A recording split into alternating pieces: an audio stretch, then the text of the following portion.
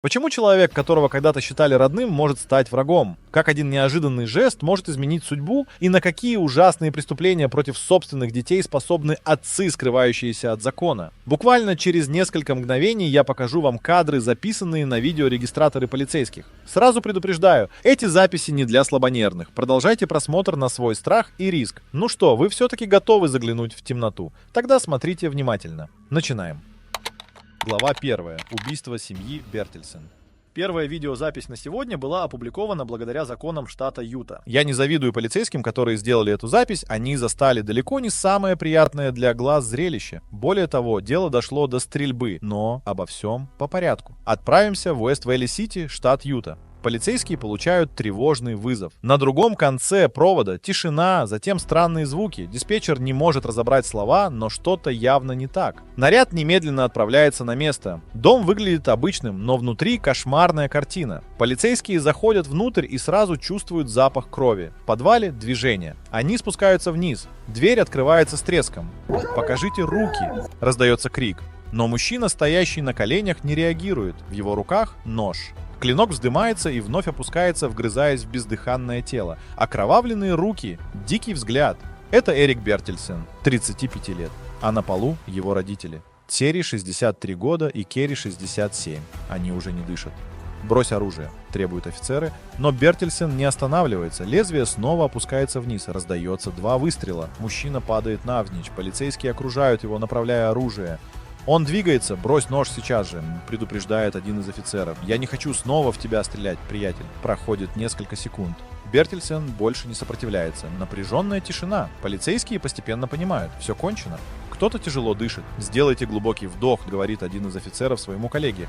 «Дышите». Позже полиция подтвердит, несколько дней назад они уже приезжали в этот дом. Родственники жертв подозревали, что Эрик может представлять опасность. Его поведение становилось все более тревожным. Вызов службы социального обеспечения ничего не дал. Через 4 дня после проверки кровавая развязка. Можно ли было предотвратить трагедию? Да, конечно же, можно. Но власти упустили все возможности, а разбираться с последствиями пришлось полиции. Переходим к следующей записи. Глава 2. Стрельба в доме престарелых. 1 декабря 2024 года.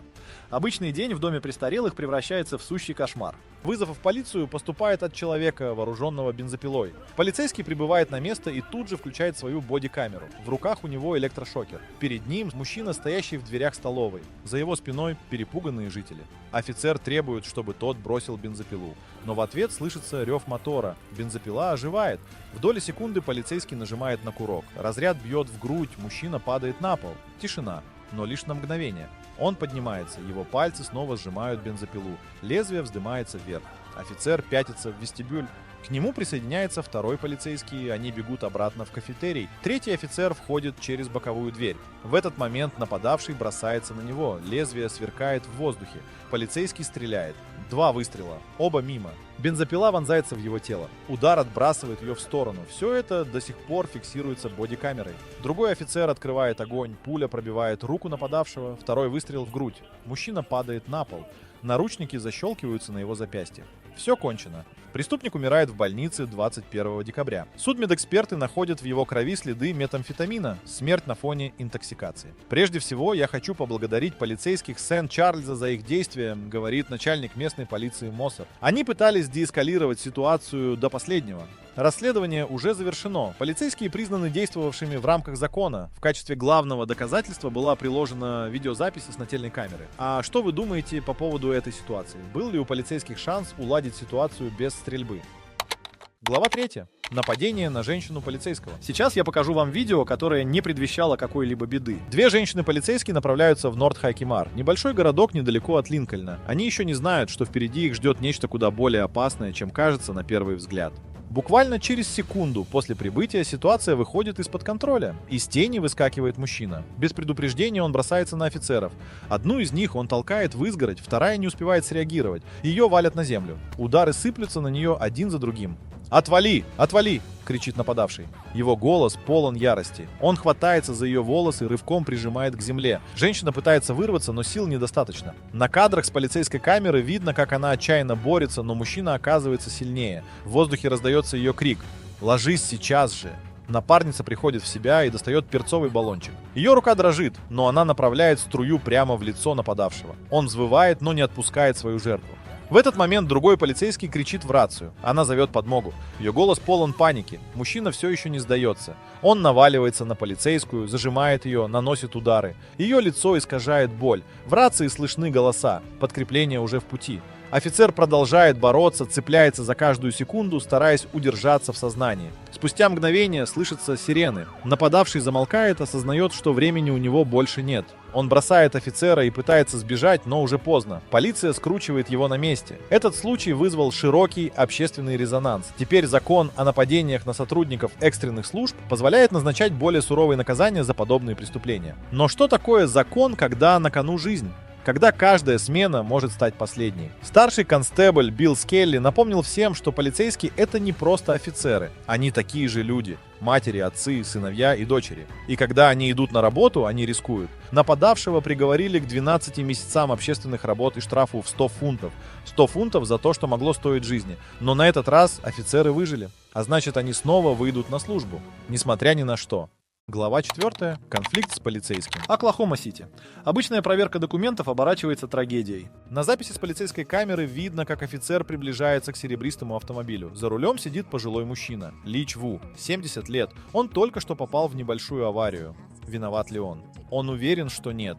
Но офицер выписывает штраф. Лич в замешательстве. «Я не разворачивался», — говорит он твердо. Полицейский не спорит, просто продолжает заполнять документы. Его не волнуют объяснения. Спустя несколько минут Лич выходит из машины. Он указывает на перекресток, показывает, как все произошло. Он пытается объяснить, но офицер остается непреклонен. Спорить бессмысленно. Он не желает слушать. «Мы не будем спорить об этом», — звучит холодный голос. Но Лич не согласен. Мужчина, очевидно, вспыльчив и постепенно накаливает ситуацию. Полицейский предупреждает его, если он не подпишет протокол, его арестуют. Лич лишь усмехается. «Да, я сяду в тюрьму, я готов сесть в тюрьму», — отвечает он.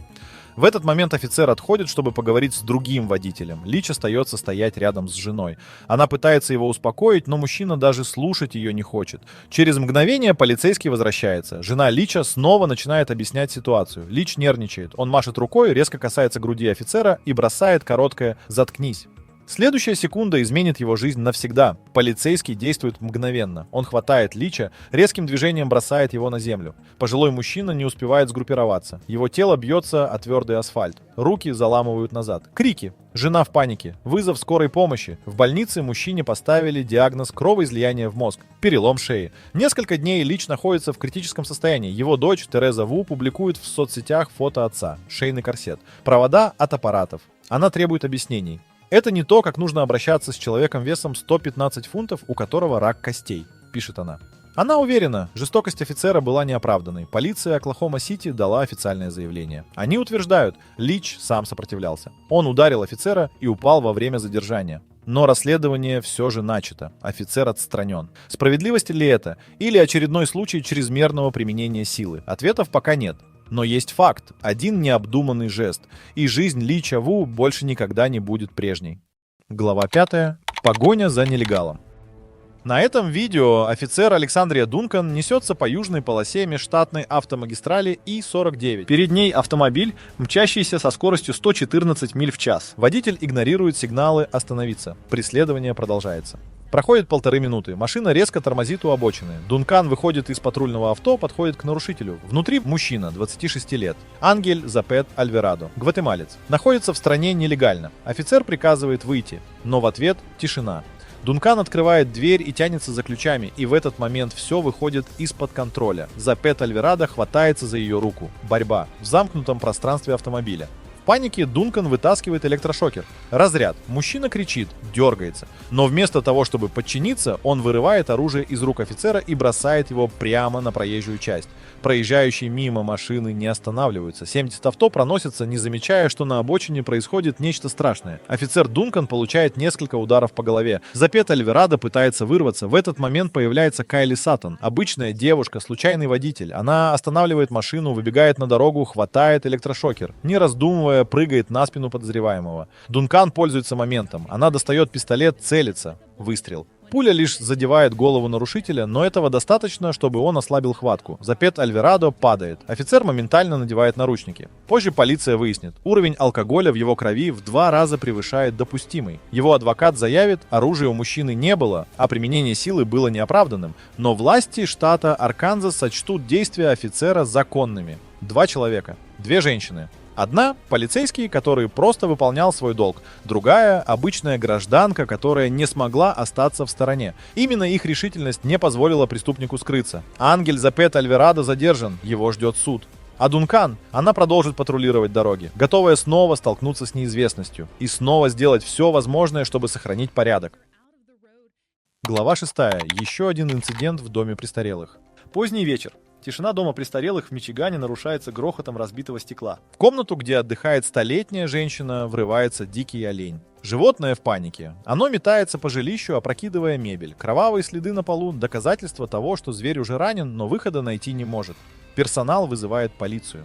Через несколько минут офицеры Люк Брэдли и Райан Мартин входят в здание, осторожно приближаются к помещению. В гостиной они видят встревоженного оленя. Он стоит у стеклянной двери, ведущей во внутренний двор. Его дыхание тяжелое, глаза лихорадочно блестят. Внезапно олень делает резкий рывок, разбегается, бьется в стекло с огромной силой. Но оно не поддается. Животное отступает и снова врезается в преграду. Паника усиливается. В любую секунду ситуация может выйти из-под контроля. Полицейские принимают решение. Один из офицеров поднимает дубинку, сильный удар, и стекло разлетается вдребезги. Олень тут же устремляется наружу. В одно мгновение его силуэт исчезает в темноте леса. Офицеры осматривают помещение. В глубине комнаты на кровати лежит пострадавшая. Она в сознании, но шокирована. Женщину немедленно доставляют в больницу. К счастью, ее жизни ничего не угрожает. Вот такие ситуации могут сложиться с кем угодно. Один миг, и тихий приют для пожилых людей превращается в обитель хаоса. И остается лишь один вопрос. Как такое вообще могло случиться?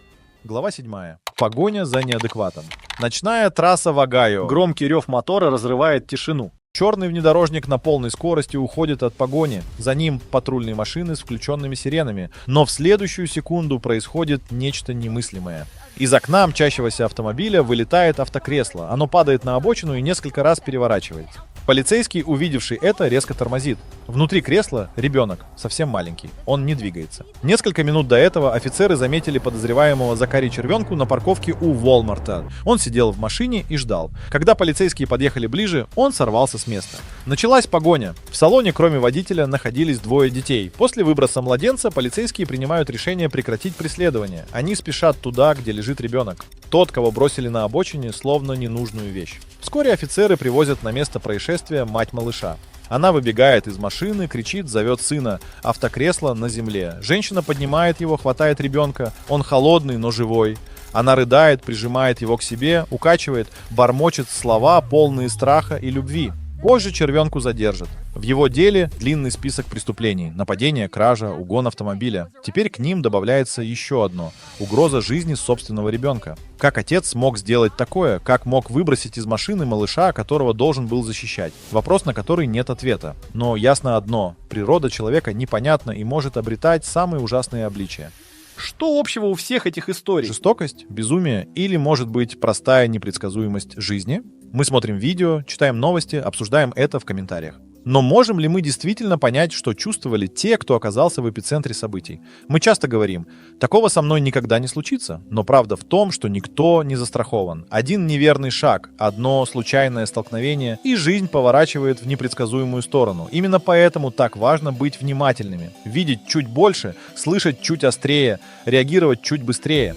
И самое главное, помнить, что каждый из нас может оказаться на месте жертвы или свидетеля. Будем надеяться, что никогда не придется выбирать, кем стать. Но если этот момент все же наступит, главное сделать правильный выбор. А что думаете вы? Напишите свое мнение в комментариях. И помните, жизнь — это не только череда случайностей, но и результат наших решений. Берегите себя и своих близких. До встречи в следующем видео.